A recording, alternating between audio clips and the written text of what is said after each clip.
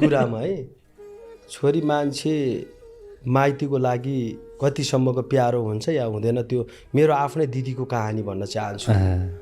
मेरो दिदीसँग टन्न सम्पत्ति थियो। मेरो दिदीलाई बाउले पनि छोरीलाई चाडबाड आएपछि औँसी पूर्णिमा छोरी बोलाउन जानुहुन्थ्यो। जब मेरो दिदी अलिक गरिब हुनुभयो, मेरो दिदी घरभित्र आए पनि सन्तानले नरुचाउने अलिकति आँखा बटार्ने यस्तो गर्न थाल्ने होइन। चेलीबेटी अलिक धनी नभइकन चाहिँ माइतीले हेर्दैन क्या। यो कुरा चाहिँ सत्यता हो फेरि।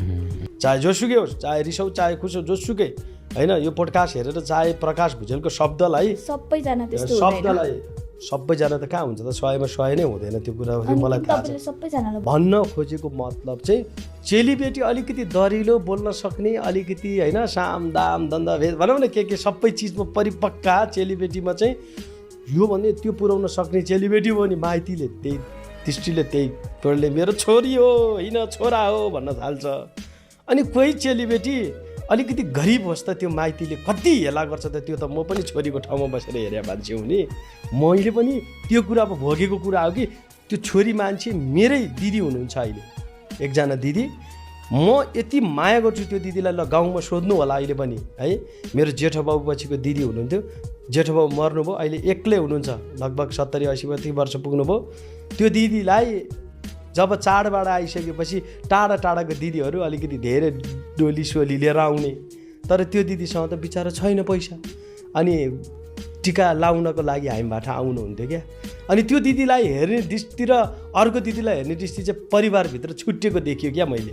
गरिब दिदीलाई अर्कै पाराले हेऱ्यो क्या। तर मैले कहिले पनि त्यो दिदीलाई अरू दिदीलाई जति टिका लाएर दिन्थेँ मैले त्यो दिदीलाई त्यति टिका लाएर दिन्थेँ। माइतीले चाहिँ छोरी मान्छे भएर माइतीको धक्कु लाएर चाहिँ कहिले हिँड्नु हुने चाहिँ मलाई जहाँसम्म चाहिँ नहिँड्नुहोस् जस्तो लाग्यो। माइती चाहिँ कस्तो बेलामा हुँदो रहेछ भने सुखमा मात्र माइती पछाडि लाग्यो, दुःखमा त्यो चेलीको पछाडि लागेर क्या। सबैको केसमा नहोला, सबैको केसमा नहुन सक्छ।